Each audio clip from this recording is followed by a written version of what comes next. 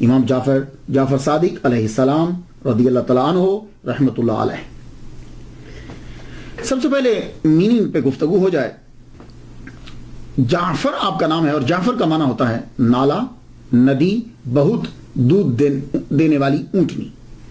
تینوں کے اندر ایک چیز آپ کو نظر آئے گی, فیض رسانی, فائدہ دینا. آپ کے والد گرامی کا نام محمد باقر کے نام سے مشہور ہوا ہے.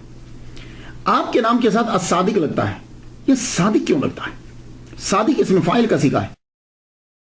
اس کا معنی ہوتا ہے سچ بولنے والا. اماموں کے اندر جب ہم دیکھتے ہیں, ہم بھی سب اماموں کو مانتے ہیں, تھوڑا سا کنسپٹ تھوڑا سا فرق ہے سب اماموں کی. یہ مطلب نہیں کہ ہم ان اماموں کو نہیں مانتے. مولا علی امام ہے, امام حسن, امام حسین, امام زین العابدین, امام باقر, امام جعفر صادق. لیکن جب آپ ائمہ کے نام لیتے ہیں, امام علی صادق نہیں کہتے, امام حسین صادق نہیں کہتے, امام حسن صادق نہیں کہتے, امام زین العابدین صادق نہیں کہتے, امام باقر صادق نہیں کہتے. لیکن جب امام جعفر بولتے ہیں تو صادق کہتے ہیں, سب صادق کہتے ہیں. کیا وجہ ہے؟ باقی ائمہ صادق نہیں ہیں, سچ نہیں بولتے تھے. کیا جھوٹا آدمی کبھی ولی کامل ہو سکتا ہے؟ نہیں. تو ائمہ میں صادق لگا امام جعفر صادق کے ساتھ. اور صحابہ کے اندر جب ہم دیکھتے ہیں تو صدیق, اس کا معنی بھی سچ بولنے والا ہوتا ہے, تصدیق کرنے والا, سچ بولنے والا. ان کے ساتھ صدیق لگتا ہے. تو کیا باقی تصدیق کرنے والے یا سچ بولنے والے نہیں تھے؟ معلوم یہ ہوا کہ صحابہ میں جو صدیق اور ائمہ میں جو صادق کوئی مطابقت ہے, کوئی تھوڑی سی کچھ چیز ہے بیچ میں کامن. تو آئیے میں اگر جواب دوں گا تو ہو سکتا ہے کہ کوئی اعتراض کر دے. امام سے خود ہی پوچھتے ہیں, امام جعفر صادق رضی اللہ تعالیٰ عنہ سے پوچھتے ہیں کہ آپ صادق آپ کے نام کے ساتھ کیوں لگتا ہے؟ کتاب کا نام جلاء العیون, پیج اس کا 248. کشف الغمہ کتاب کا نام ہے, پیج اس کا 215 ہے. کتاب کا نام ہے احتجاج طبرسی, پیج اس کا 205 ہے.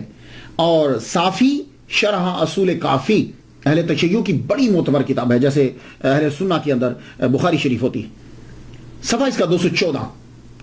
اس کے اوپر اس سوال کا جواب مل جائے گا. اور ایک عرض کرنا چاہوں گا, یہ سوال ہوتا ہے لیکن ہماری عوام کے اندر سوال کیا ہے, سوال سوال ہوتا ہے. یہ لفظ سین کے اوپر پیش ہے, آگے سوال حمزہ.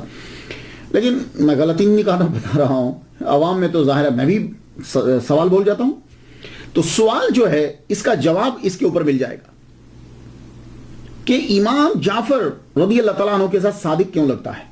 تو آپ نے خود ہی جواب دیا, فرماتے ہیں والدانی صدیق و مراتین, میرے ساتھ صادق اس لیے لگتا ہے کہ میں دو طرح سے حضرت ابوبکر صدیق رضی اللہ تعالیٰ عنہ کی اولاد میں شامل ہوں.